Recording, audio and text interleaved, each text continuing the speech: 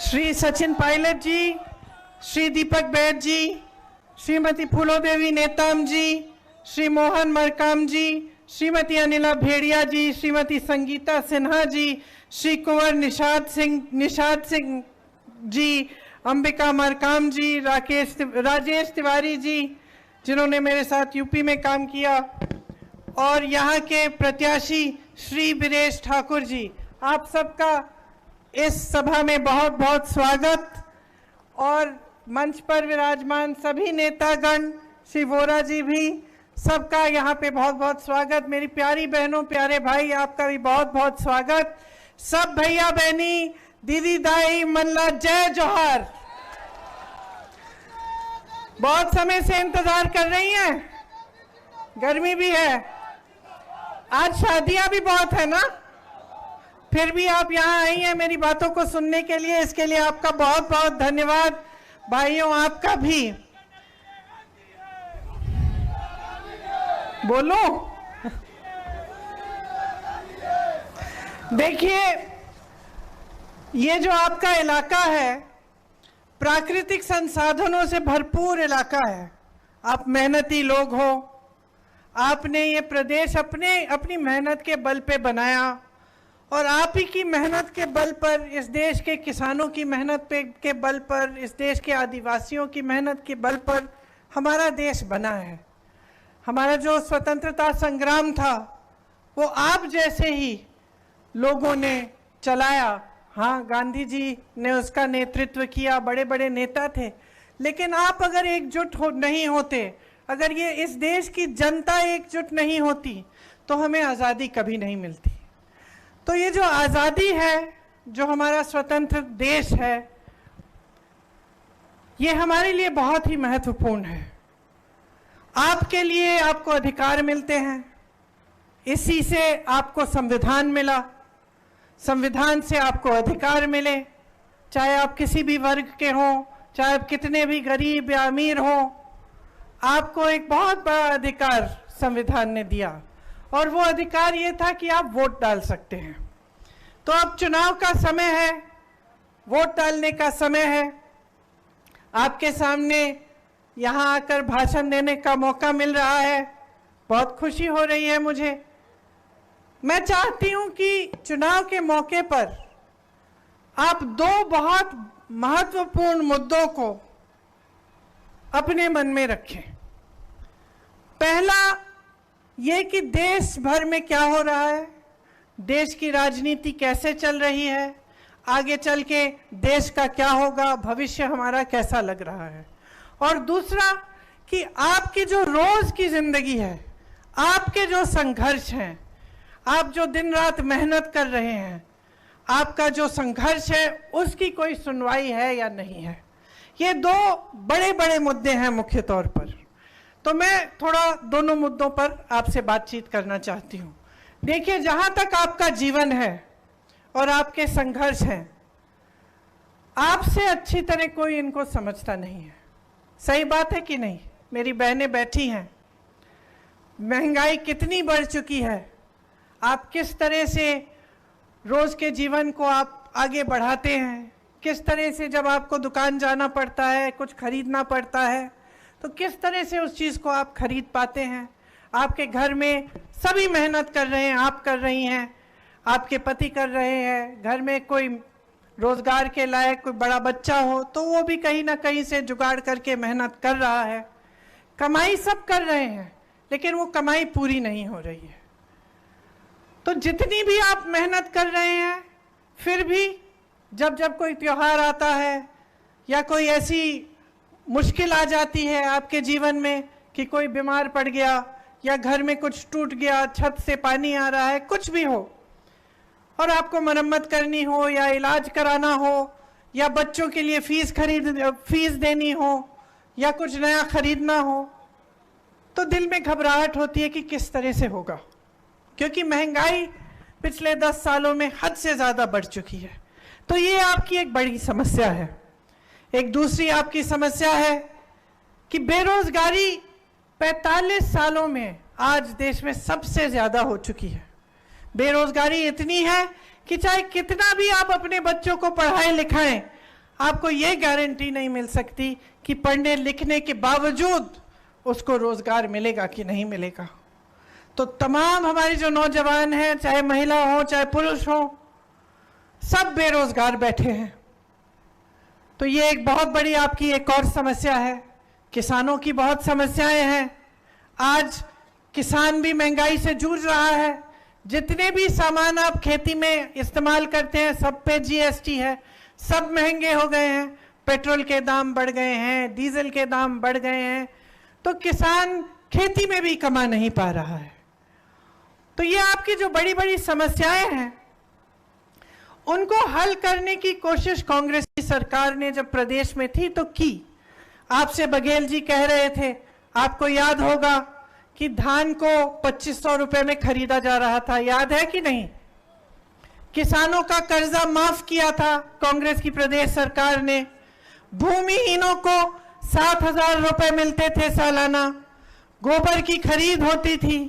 बिजली का बिल आपका आधा किया गया था। हर परिवार को, आप बघेल जी ने बताया, 35 किलो चावल मिलता था कि नहीं? मिलता था ना। आदिवासी भाई बहनों को अपनी जमीन वापस दी गई, पट्टे वापस मिले।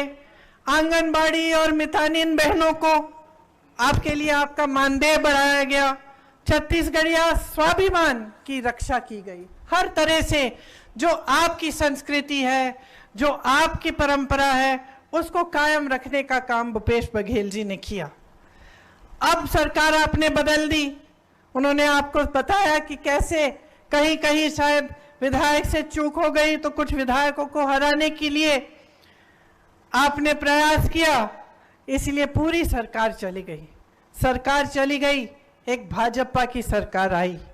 उस सरकार ने आपके राशन के चावल में कटौती की।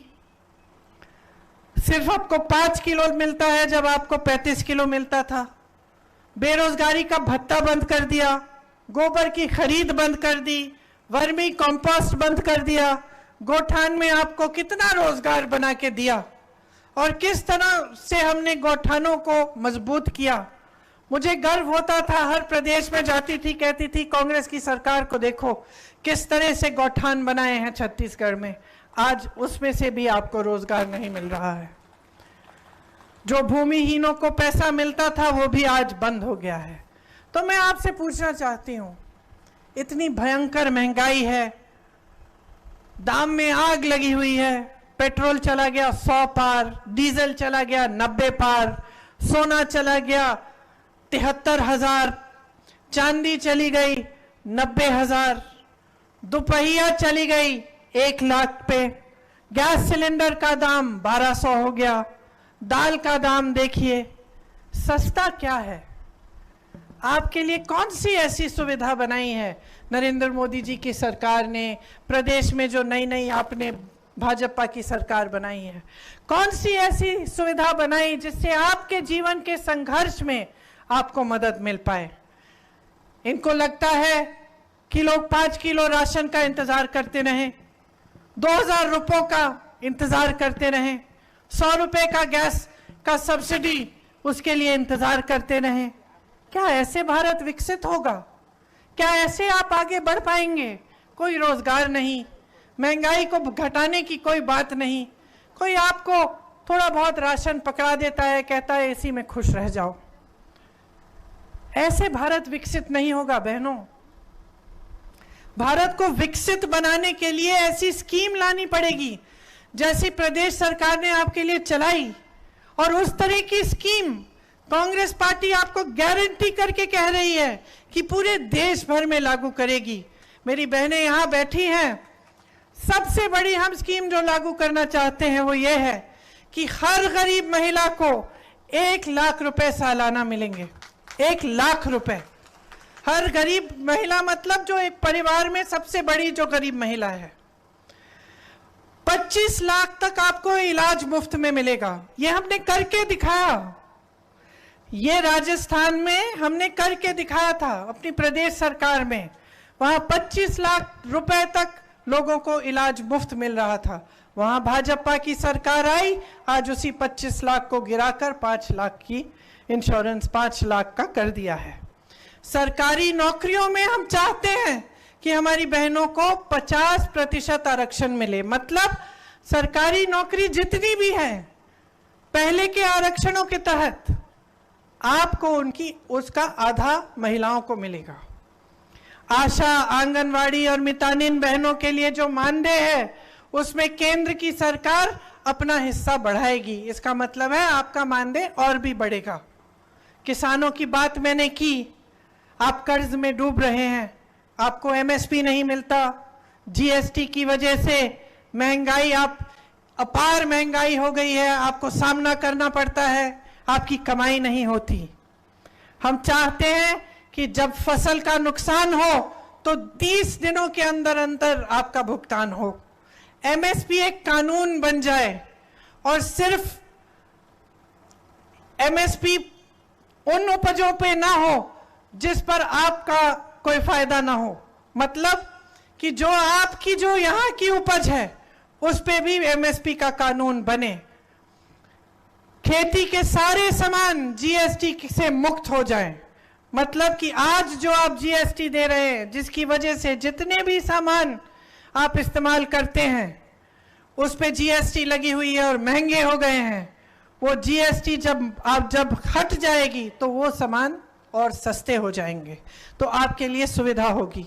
भूमिहीनों को जमीन दी जाएगी और न्यूनतम मजदूरी 400 रुपए की हम कराएंगे।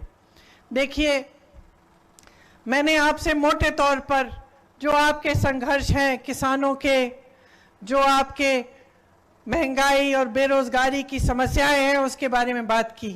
मैं जानती हूं कि यहाँ पे मेरे आदिवासी भाई बहन बहुत सारे हैं। आपको याद होगा कि कांग्रेस की सरकार जब थी और जब रही है, हमने आपकी संस्कृति की रक्षा की है। हम समझते हैं कि जल, जंगल और जमीन पर आपका अधिकार है, और जैसे मैंने आपसे कहा, उस अधिकार की रक्षा हमारा संविधान करता है।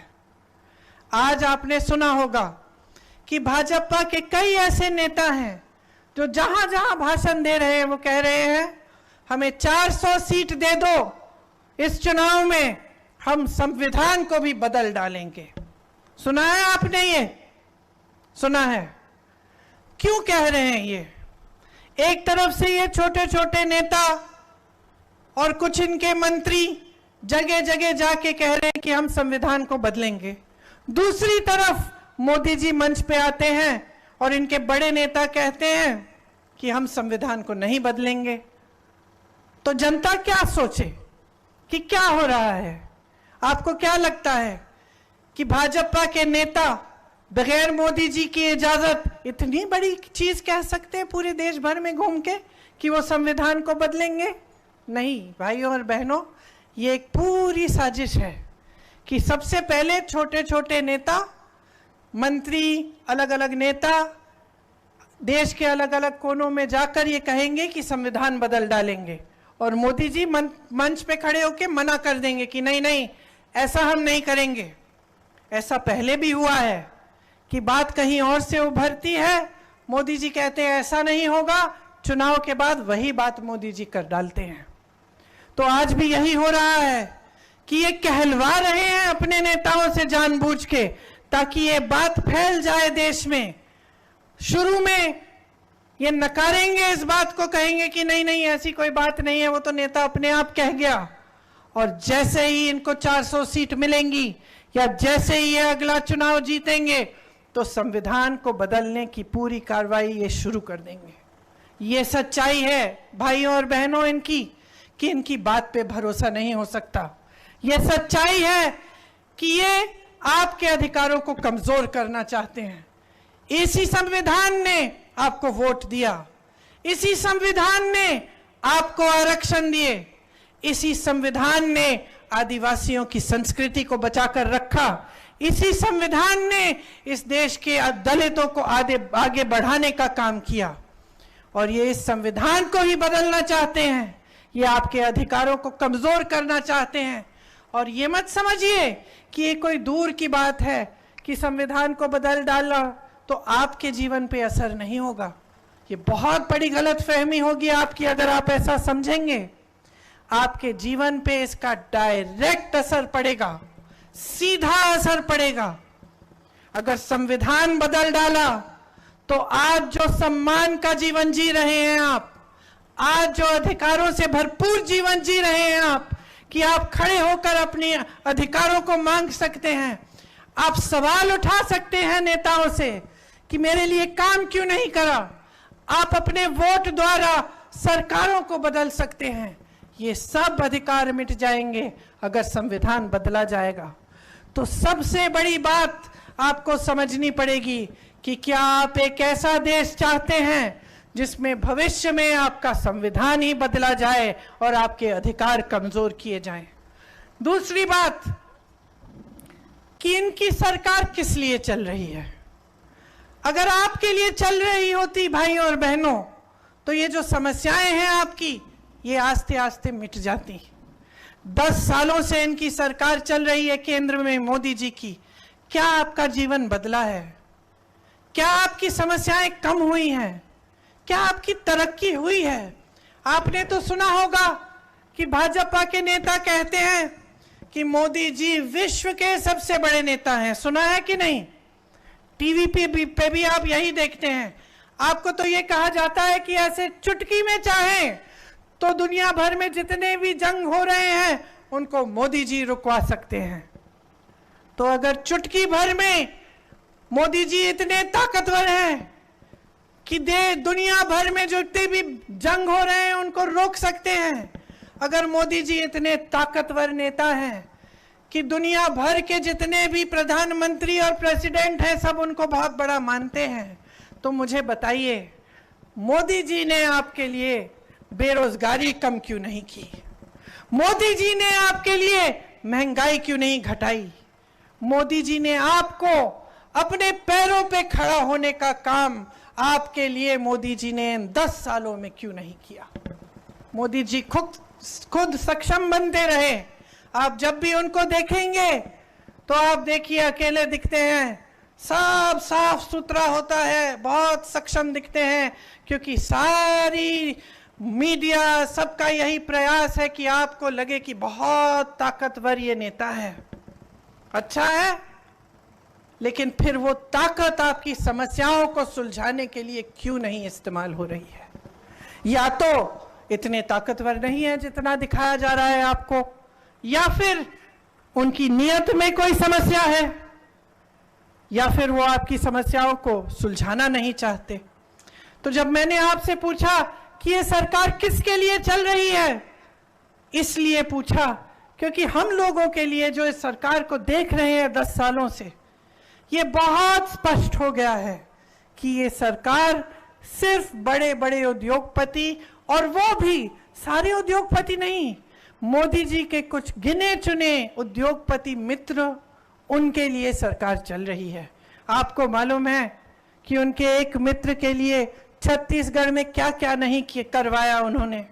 आपको मालूम है कि इन्हीं बड़े बड़े उद्योगपतियों के लिए उन्होंने 16 लाख करोड़ का लोन माफ किया, लेकिन आप किसानों का लोन नहीं माफ करते हैं। किसान आंदोलन करते हैं, कानून लगा देते हैं मोदी जी, जिससे किसान पिसेगा और बड़े बड़े उद्योगपतियों का फायदा होता है, लेकिन मोदी जी उनकी सुनवाई तक नहीं करते।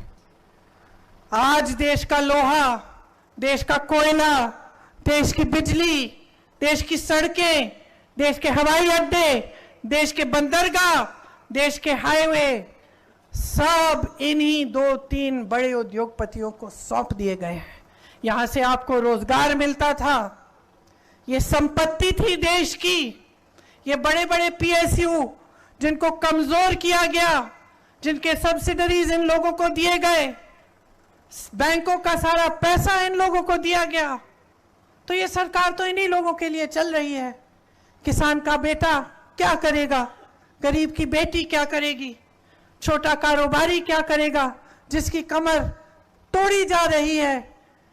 जीएसटी से, नोटबंदी से मुश्किलों में डाल दिया, उसको दलदल में डाल दिया, निकल नहीं पा रहा है, कमाई नहीं कर पा रहा है। युवा उद्यमी क्या करेगा? हमारे कारीगर क्या करेंगे अगर ये सरकार आगे बढ़ती रहे? तो इस सरकार की नीयत ठीक नहीं है बहनों और भाइयों। मैं जानती हूं कि यहाँ बड़े बड़े नेता आते हैं, आज भी शायद उत्तर प्रदेश के मुख्यमंत्री यहाँ हैं आपके ही जिले में, कल मोदी जी आएंगे, वही धूमधाम से आएंगे, बड़ी बड़ी बातें की जाएंगी आपके सामने, बड़े बड़े वादे करेंगे जैसे पहले भी इन्होंने किए। आदिवासी संस्कृति की बात होगी, लेकिन उसकी बचाने का काम, उसको बचाने का काम नहीं होगा। सच्चाई पे नहीं उतरेंगे, आपसे बेरोजगारी की बात नहीं करेंगे, ये महंगाई जिससे आप जूझ रहे हैं इसकी बात नहीं करेंगे। आपको यही दिखाने की कोशिश होगी कि बहुत ताकतवर है और उन्हीं में आप भरोसा करें तो सब कुछ ठीक हो जाएगा। लेकिन मैं आपसे पूछना चाहती हूं, क्या पिछले 10 सालों में सब कुछ ठीक हुआ? हाँ, नहीं हुआ, कुछ ठीक नहीं हुआ बहनों और भाइयों। महंगाई बढ़ती गई, बेरोजगारी बढ़ती गई। मंच पे आते हैं तो इधर उधर की बातें करते हैं ताकि आपका ध्यान भटकाया जाए। दिखावे की राजनीति है और ये गहराई से इस बात को समझिए। आपने इंदिरा जी को बहुत आदर दिया, बहुत माना, इसीलिए आज जब मैं उनकी पोती आपके सामने आती हूं तो आप मेरा सम्मान करते हैं, क्योंकि आपने उनका आदर किया। क्यों किया? दिखावे के लिए नहीं किया, आपने इसलिए किया कि आपके घरों में आई, आपके बीच आई, आपकी समस्याओं को उन्होंने समझा, कोशिश की कि आपको आपके पट्टे वापस दिए जाएं, आपको अपने अधिकार वापस दिए जाएं, आप अपने पैरों पे खड़े हों। दिखावे की राजनीति नहीं की और आज इस देश में पूरी तरह से दिखावे की राजनीति चल रही है। आज तो ये स्थिति आ गई है कि नेता अगर पूजा भी कर रहा है तो उसके साथ कैमरा होना चाहिए, टीवी पे आपको दिखना चाहिए, सारा दिखावा होना चाहिए। इंदिरा जी भी पूजा करती थी, एकांत में करती थी, अपने कमरे में एक छोटा सा पूजा का कमरा बनाया था कमरे के साथ, वहां पे चुपचाप से करती थी, दिखावे के लिए नहीं थी ये बात। धर्म को इस्तेमाल नहीं किया जाता है राजनीति के लिए, ये हमारी परंपरा नहीं रही है। हमारे देश की पुरानी परंपरा रही है कि धर्म का मतलब है सेवा, धर्म का मतलब है सत्य। अगर नेता मंच पे खड़े होके आपको झूठे वादे करे तो धार्मिक नेता नहीं है, वो सत्य के पथ पर नहीं चल रहा है। आपको वो वादा किया जाना चाहिए जो वादा पूरा होगा। इसीलिए कांग्रेस पार्टी की जो गारंटी है उसका प्रमाण आपके सामने है। कर्नाटका में हमने कहा हम महिलाओं को कुछ देंगे, हर महीने पैसे देंगे, आज उनको मिल रहा है। यहाँ पे हमने कितना काम करके दिखाया छत्तीसगढ़ में, आपने खुद देखा। जैसे मैंने गौठानों की बात की, मानदेय की बात की, आपने खुद देखा कि काम किया हमारी सरकार ने। इसलिए हम चाहते हैं कि आदिवासियों के लिए खास जो SC/ST सब प्लान है उसको हम लागू करेंगे। विशेष बजट जारी करेंगे हम आपके लिए और दलितों के लिए। वन अधिकार कानून वाले पट्टों को 1 साल में हम उन पर सब पट्टों का फैसला करवाएंगे और जहां आदिवासियों की जनसंख्या ज्यादा है उन क्षेत्रों को हम अनुसूचित क्षेत्र घोषित जरूर करेंगे। देखिए, अभी बघेल जी मंच पे थे, निकल गए हैं क्योंकि अगली मीटिंग में जाना था। उन्होंने बहुत संघर्ष किया आपके लिए, उन पे बहुत भयानक हमला किया गया और ये हमला इसीलिए किया गया क्योंकि वो छत्तीसगढ़ का सम्मान बढ़ा रहे थे। ये कहा गया कि बहुत भ्रष्ट है, तमाम उन पे केस लगाए गए। मुझे याद है 1.5 साल पहले ही उन पे केस लगाया गया, उन पे आरोप लगाए गए, लेकिन वो रुके नहीं। जब भी मैं उनसे मिलती थी, आपकी बात कि मैंने गौठान में ऐसा काम किया है कि दीदी मालूम है आज हम 35 किलो का राशन दे पा रहे हैं, ये सारी बातें होती थी। वो जो भ्रष्टाचार के आरोप जिन्होंने लगाए, सबसे भ्रष्ट तो वही निकले।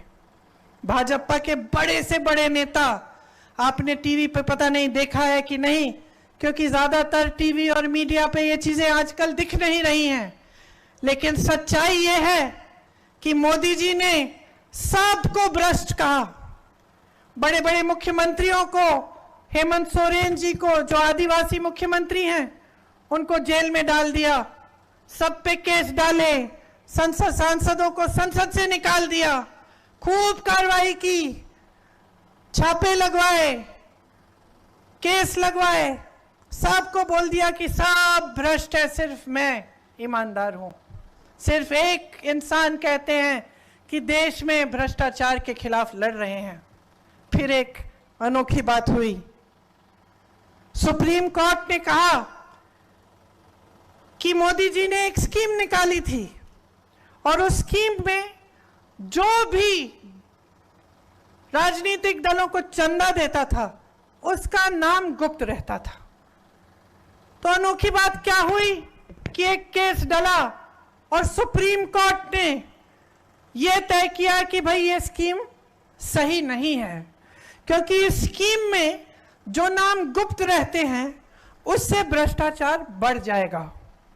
सुप्रीम कोर्ट ने कहा मोदी जी को और उनकी सरकार को कि ये जो सूची है कि आपको किस किस ने चंदा दी, उस सूची को पारदर्शी बनाओ, जनता के सामने रख दो। इलेक्टोरल बॉन्ड्स कहलाती थी वो स्कीम।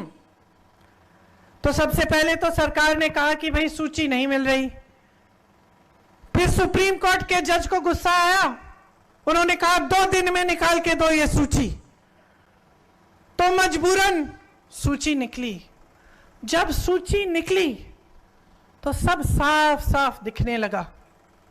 क्या दिखा?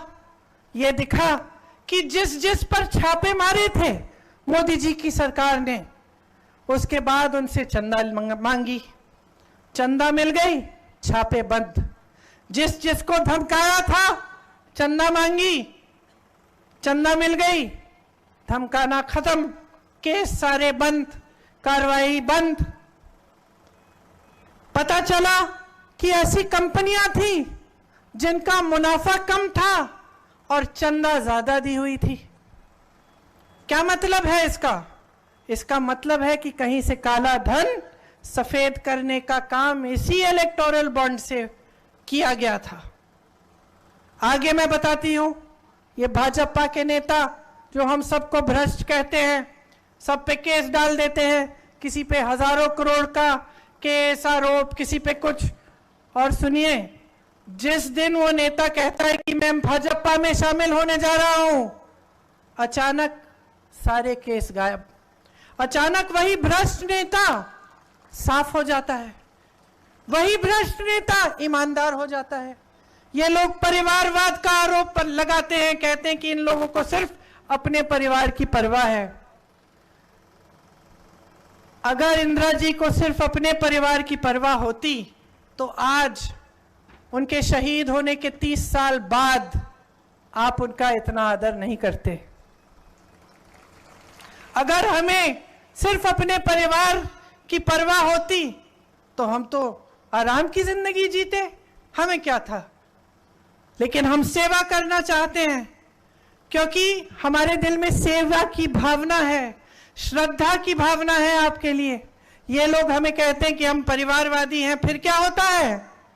जिसका बेटा, जिस बड़े नेता का बेटा या जिसके परिवार का सदस्य भाजपा में शामिल होना चाहे, उसको एकदम तेजी से ले लेते हैं।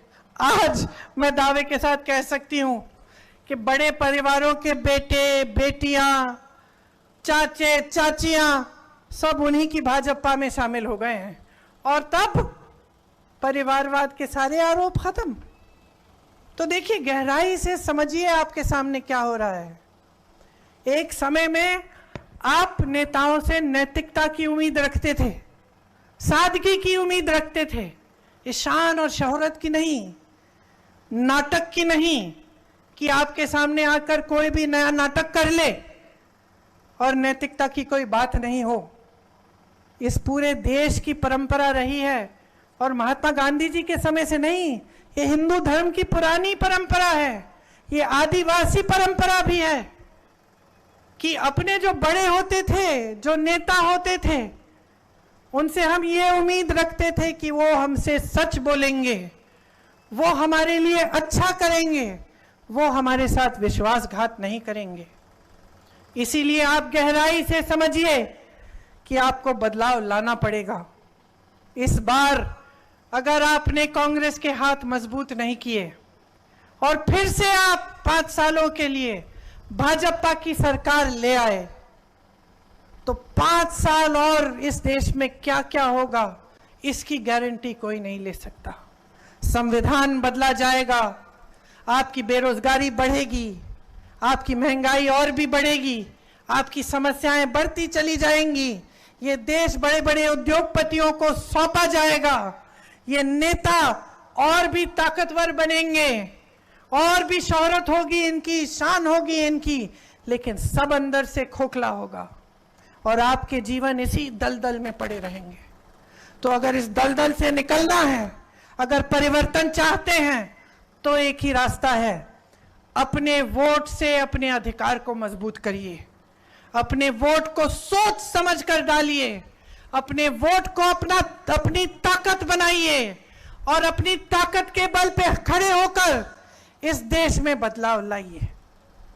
आप सबने बहुत ध्यान से मेरी बातों को सुना, इसलिए मैं आपको बहुत बहुत धन्यवाद देती हूं। जिस दिन पोलिंग का दिन होगा, ये 2 बातें, एक जो देश भर में राजनीति चल रही है उसको बदलने की बात, और दूसरी जो गहरी समस्याओं का सामना आप कर रहे हैं उनके समाधान ढूंढने की बात, इनको आप अपने मन में रखकर पूरे विवेक से अपना वोट दीजिए। मुझे पूरी उम्मीद है और मैं जानती हूं कि अगर आप समझदारी से अपना वोट देंगे तो यहाँ के उम्मीदवार, कांग्रेस के उम्मीदवार को आप जिताएंगे और एक बार फिर 10 सालों बाद एक ऐसी सरकार केंद्र में लाएंगे जो आपके लिए काम करती रही और आपके लिए पूरी श्रद्धा से सेवा करे। धन्यवाद। जय हिंद।